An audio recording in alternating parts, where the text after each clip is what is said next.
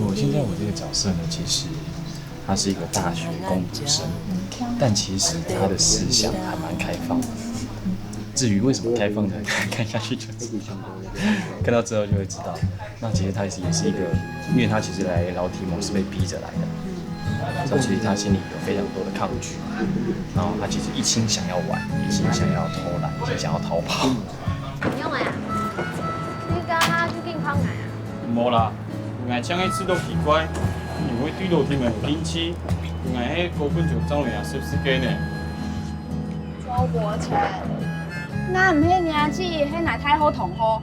你要种男死心，用那才胆比较死嘛。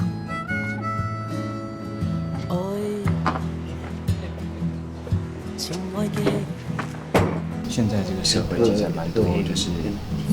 包括影视圈啊，包括很多行业，其实都会有过劳这件事情，所以才会有这么多的抗议事件。那其实最根本的地方就是，很多时候，也有很多个领域，大家都忽略了他们的辛苦，跟他们其实真的在过劳，跟应该说就是不合比例原则啦，就是你做了很多的时数，但你到只是这些钱，世界有非常多的行业是目前是这个状态，所以我觉得这部剧希望可以提醒大家关于劳动意识这件事情，不是说一定要抗议什么，而是你要有这个意识在你心里面这样。